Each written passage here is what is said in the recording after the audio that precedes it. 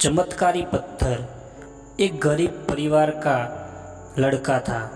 उसने अपने बचपन से जवानी तक अपने बूढ़े माँ बाप को बेशुमार मेहनत करते हुए देखा था। वह हर दिन मेहनत करते और हर दिन खाते। जीवन में उनकी कोई ख्वाहिशें पूरी हो नहीं पाई थी। जैसे हर बच्चे का सपना होता है कि वह जीते जी अपने माँ बाप को एक आराम की ज़िंदगी दे, उनकी ख्वाहिशें पूरी करे। इस लड़के ने की भी ऐसी ही इच्छा थी।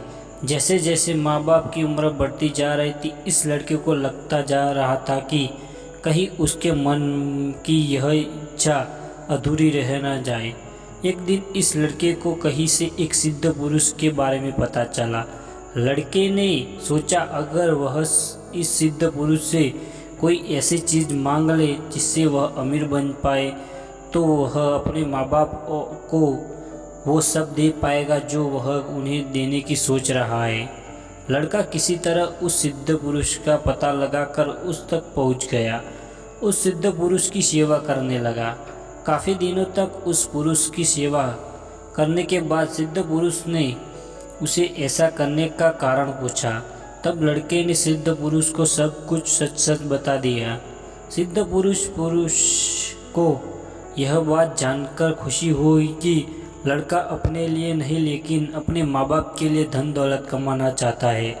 इसलिए सिद्ध पुरुष उस लड़के को एक नदी के किनारे लेकर गया।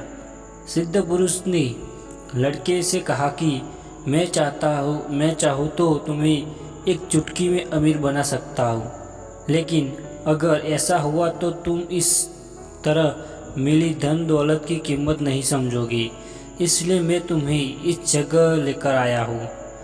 तुम इस नदी के किनारे ढेर सारे पत्थर देख रहे हो। उनमें से एक पत्थर ऐसा होगा जो किसी भी लोहे की चीज़ को छू लेगा तो उससे सोने का बन जाएगा। तुम्हें बस इतना करना है कि उसे ढूंढकर निकालना है और अपने सारे सपने पूरे कर लेने हैं। लड़का सिद्ध पुरुष की बात सुनकर खुश हो गया। उसे लगा आखिरकार उसे ऐसा उपाय मिल गया जिससे वह कम समय में अपने माँ बाप की सारी इच्छाएं पूरी करने के लायक पैसा जुटा पाएगा। सिद्ध पुरुष ने जाने से पहले लड़के ने पूछा कि वह बाकी पत्थरों में से इस पत्थर को अलग कैसे पहचानेगा। सिद्ध पुरुष ने उसे कहा कि जब तुम उस पत्थर को छुओगे तो बाकी के सभी पत्थरों से अलग वह तुम्हें थोड़ा गर्म महसूस होगा। सिद्ध पुरुष के जाने के बाद वह लड़का उस चमत्कारी पत्थर की खोज में लग गया। वह नदी के किनारे पहुंचा।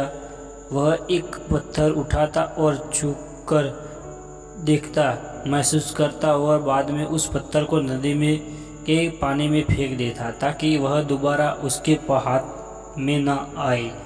वह उस दिन कई घंटों तक यही काम करता रहा, लेकिन उसे वह पत्थर नहीं मिला। अगले एक हफ्ते तक उसने हार नहीं मानी और वह हर दिन आता और उन पत्थरों को छूकर देखता और नदी में फेंक देता।